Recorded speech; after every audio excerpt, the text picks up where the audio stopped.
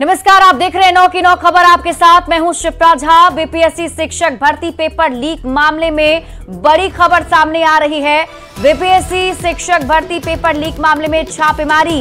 EOU की SIT team ने कई जगह पर छापेमारी की है। 2 अन्य आरोपियों को रिमांड पर लेकर ईओयू की टीम ने पूछताछ की। शिवम और अनिकेत से ईओयू की टीम ने पूछताछ की है। शिवम और अनिकेत को हजारीबाग से गिरफ्तार किया गया था। ईओयू की पूछताछ के दौरान कई सारी अहम जानकारी सामने आई है, जिसके आधार पर आगे की कार्रवाई में ईओयू की टीम जुटी हुई है। और बताया जा रहा है कि अब कई और जो अभियुक्त हैं उसे भी ईओयू की टीम रिमांड पर ले सकती है। और बदनाम रहे प्रिंटिंग प्रेस को फिर से ठेका देने की बात सामने आई है। आरोपियों को रिमांड पर लेकर की गई पूछताछ और बरामद दस्तावेजों की जांच में बड़ा खुलासा हुआ है कि जिस प्रिंटिंग प्रेस से प्रश्न पत्र लीक हुआ है, वहां से पहले भी कुछ प्रतियोगिता परीक्षाओं का प्रश्न पत्र लीक हो चुका है। कोलकाता के इस प्रिंटिंग प्रेस का मालिक प्रश्न पत्र लीक मामले में पहले भी जेल जा चुका है। फिर भी उसी प्रिंटिंग प्रेस को इस बार भी शिक्षक बहाली की तीसरे चरण की परीक्षा के प्रश्न पत्रों को छापने का ठेका बीपीएससी ने दे दिया था। ऐसा क्यों किया गया, इसकी जांच अब ईओयू की टीम कर रही है।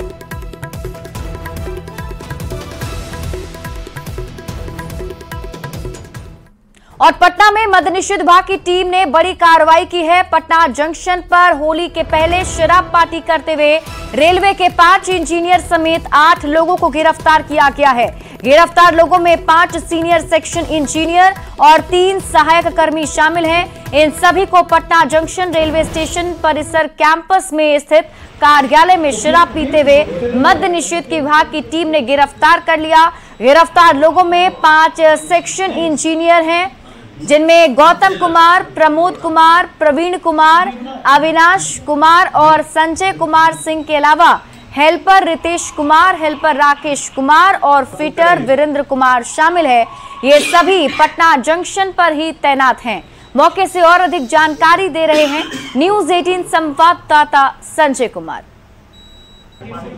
शराबबंदी कानून लागू है और शराब के सेवन पर पूरी तरीके से प्रतिबंध लगाया हुआ है, लेकिन रेलवे के अधिकारियों ने बिहार में शराबबंदी कानून का माखौल उड़ाया और इसके बाद मद्य निषेध विभाग की टीम ने इसी पटना जंक्शन पर छापेमारी की और जो शराब बंदी कानून की अवहेलना कर रहे थे रेलवे के अधिकारी, उनको गिरफ्तार कर लिया गया। 6 अधिकारियों को गिरफ्तार किया गया है और इसके अलावा 2 अन्य लोग भी गिरफ्तार किए गए हैं। 5 वरीय जो सेक्शन इंजीनियर हैं, संजय कुमार सिंह, अविनाश अधिकारी, चंदन कुमार, गौतम कुमार, प्रवीण कुमार टोप्पो, और इसके अलावा 2 हेल्पर हैं, रितेश कुमार और राकेश कुमार, और फिटर हैं वीरेंद्र कुमार। इन सभी को अरेस्ट कर लिया गया है और आज इन्हें कोर्ट में पेश किया जाएगा। उत्पाद विभाग के कोर्ट में इनको पेश किया जाएगा। सबसे बड़ी बात है कि ब्रेथ एनालाइजर से शराब पीने की पुष्टि हो गई है। रेलवे के जो फिलहाल अधिकारी हैं, जो सीपीआरओ हैं पूर्व मध्य रेलवे के, वो बोलने से मना कर रहे हैं। उन्होंने बताया कि उन्हें आधिकारिक तौर पर इसकी जानकारी नहीं है। देखना होगा रेलवे इस पूरे मामले में किस तरह की कार्रवाई करता है, लेकिन इस कार्रवाई ने पटना जंक्शन पर दूसरे रेल कर्मियों में खलबली मचा दी है। कैमरा पर्सन मनीष जुनेजा के साथ संजय कुमार, न्यूज 18। और इसी बीच रुक कर लेते हैं बड़ी खबर की। लातेहार से इस वक्त की बड़ी खबर सामने आ रही है। कार से 3 लाख रुपए बरामद किए गए हैं। बताया जा रहा है कि लातेहार में वाहन चेकिंग अभियान के दौरान एक कार से 3 लाख रुपए कैश जब्त किए गए। एसपी के नेतृत्व में चेकिंग अभियान यहां चलाया जा रहा था। कैश के साथ ही कार को पुलिस ने अब जब्त कर लिया है। मनिका में NH 75 से बरामदगी हुई है। तस्वीरें भी आपकी टीवी स्क्रीन पर आपको दिखा रहे हैं। ये उसी कार की तस्वीर है और ये रुपए आप देखिए जिसकी तस्वीर अब सामने आई है। बताया जा रहा है कि एसपी के निर्देश पर यहां वाहन चेकिंग अभियान चलाया जा रहा था NH 75 पर, और तभी एक कार की तलाशी ली गई जिसके अंदर से 3 लाख रुपए कैश बरामद किए गए। और एनडीए में सीटों के बंटवारे के बाद जेडीयू ने उम्मीदवारों के नाम तय करने शुरू कर दिए हैं। अब जेडीयू ने कई नए उम्मीदवारों पर दांव लगाया है तो पुराने चेहरों को भी शामिल किया है।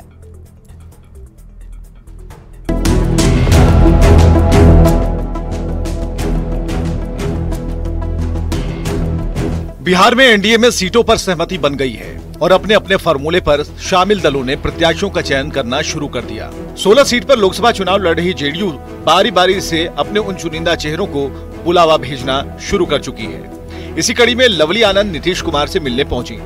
शिवहर लोकसभा सीट से लवली आनंद जेडीयू की प्रत्याशी होंगी। हालांकि लवली आनंद इसे जनता की मांग और उन पर जनता का भरोसा बता रही है। परिवार के हैं, मतलब जेडीयू में हम आए हैं, तो मुलाकात तो पहले भी होते रही है, अभी तो इसमें आने के बाद पहली मुलाकात है हमारी। शिवहर के बारे में चर्चा कि आप वहाँ से उम्मीदवार हो रही हैं। अब देखिए ये सब कुछ ना अनाउंसमेंट हो ही जाएगा 1-2 दिन के अंदर, जहाँ मतलब वो तो पहले से भी हमारा घर रहा है शिवहर, लेकिन जहाँ से भी होगा 1-2 दिन में अनाउंसमेंट हो जाएगा। और अब तो शिवहर तो मिला ही है, आप जानते ही हैं, जीत हार की परवाह किए बिना भी हम शिवहर में लड़ते रहे हैं, इनके अनुपस्थिति में भी संभाले हैं, तो लोगों के दिल में हम बसते हैं वहाँ पर। जेडीयू अपने उम्मीदवारों को लेकर फूंक फूंक कर फैसले ले रहा है। 40 सीटों को जीतने का दावा करने वाली जेडीयू ने सीतामढ़ी से देवेश चंद्र ठाकुर पर भरोसा जताया है, तो सिवान से लक्ष्मी कुशवाहा को मैदान में उतारने का मन बनाया है। वहीं किशनगंज से मास्टर मुजाहिद को टिकट मिलने की पूरी संभावना दिख रही है। हम लोग सारे लोग गए थे, पूर्व मंत्री नौशाद आलम साहब, पूर्व विधायक सबा जफर साहब, और हम लोगों को ये क्या कि अभी से लग जाइए। और हर हाल में किशनगंज सीट पिछले बार 34,000 से पीछे रह गए थे, इस बार कोई चूक नहीं रहना चाहिए। जो भी विकास का काम रुका हुआ वो सबको हम लोग पूरा करें। पिछले बार जेडीयू नहीं जीत पाई थी और इस बार कांग्रेस भी है, वहाँ पे एमआईएम भी है, उसमें एनडीए के लिए कितना स्कोप बचता है? बहुत ही स्कोप है, हम लोग काम किए, हमारे नेता काम किए हैं। जेडीयू खेमे में कई सांसदों के टिकट कट गए हैं। महाबली सिंह, विजय मांझी, कविता सिंह और सुनील कुमार पिंटू का टिकट भी कट गया है। जेडीयू की रणनीति में उन उम्मीदवारों को जगह मिली है जो केवल चुनाव लड़े नहीं बल्कि चुनाव में जीत भी दिलवा सकें। आनंद अमृतराज, न्यूज 18 पटना। अब बिहार की राजनीति में कुशवाहा फैक्टर की अहमियत सभी को पता है, तभी एनडीए हो या फिर महागठबंधन इस फैक्टर को समझते हुए कुशवाहा उम्मीदवारों को टिकट बांट रही है। रिपोर्ट के जरिए समझिए कि क्यों चुनावी मौसम में कुशवाहा समाज बना है सियासत का केंद्र। –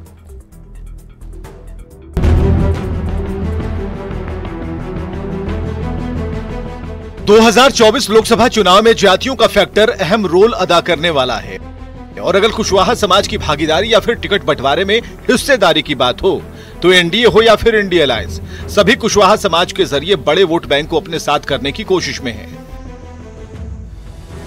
लालू प्रसाद ने एक साथ 3 नेताओं को उम्मीदवार बनाकर अपनी मंशा स्पष्ट कर दी। औरंगाबाद से अभय कुशवाहा, नवादा से श्रवण कुशवाहा और उजियारपुर से आरजेडी के आलोक मेहता चुनाव लड़ेंगे। बिहार जातीय सर्वे में कोयरी और कुर्मी मिलाकर 7% हैं, यानी कि ये वोट बैंक चुनाव परिणाम को प्रभावित करने की ताकत रखता है।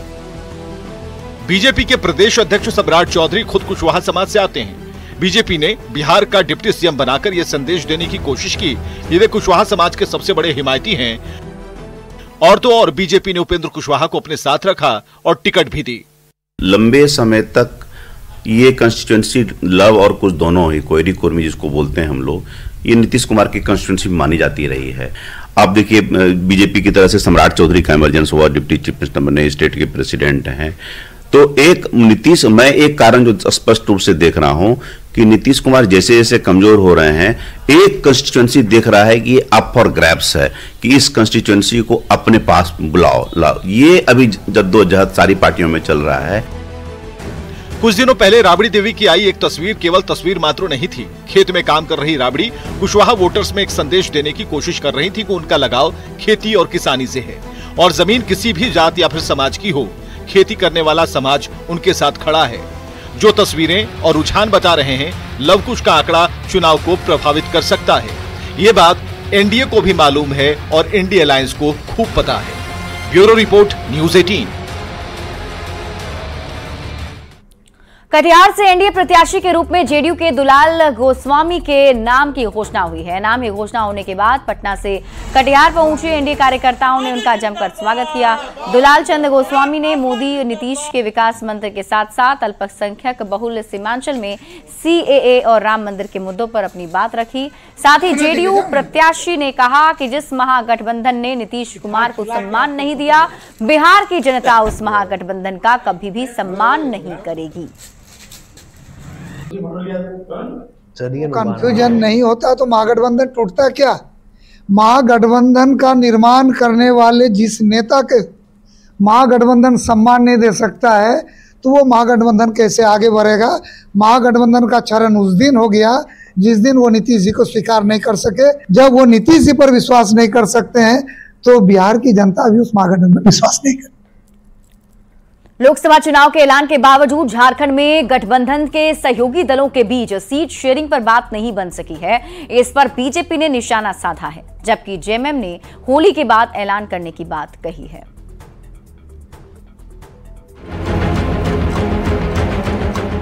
लोकसभा चुनाव की घोषणा के एक सप्ताह गुजर गए। पहले चरण की नामांकन प्रक्रिया भी शुरू हो गई, पर झारखंड में इंडी गठबंधन के सहयोगी दलों के बीच सीट शेयरिंग का पेंच अब तक नहीं सुलझ सका है और न ही उम्मीदवारों के नाम सामने आ सके हैं। जबकि लोकसभा चुनाव के ऐलान से पहले ही बीजेपी ने प्रत्याशियों की पहली लिस्ट जारी कर दी थी। इस लिस्ट में झारखंड के 11 उम्मीदवारों के नाम शामिल थे। जाहिर है बीजेपी के हौसले बुलंद हैं। हमने तो 20 दिन पहले अपनी 11 सीटों को क्लियर कर दिया। 20 दिन से हमारे उम्मीदवार प्रचार कर रहे हैं, तो अब तो सिर्फ 3 सीटें अलायंस को घोषणा करनी है। लेकिन उनके यहाँ उम्मीदवारों की इतनी कमी है, इतना टोटा है कि कोई लड़ने को ही नहीं आ रहा सामने। अब तो रोज मीडिया में खबरें आ रही हैं कि जो गठबंधन है उसके अमुक विधायक ने, अमुक बड़े नेता ने मना कर दी। 2019 के लोकसभा चुनाव में झारखंड की 14 लोकसभा सीट में से 11 पर बीजेपी, 1 पर आजसू, 1 पर जेएमएम और 1 सीट पर कांग्रेस ने कब्जा जमाया था। पर इस बार हालात बदल गए हैं। आरजेडी पलामू और चतरा सीट की डिमांड कर रही है। दोनों सीट के लिए झारखंड के कई आरजेडी नेता पटना में डेरा जमाए हुए हैं। कुछ सीटों पर कांग्रेस और जेएमएम के कई नेता दावा करते नहीं थक रहे।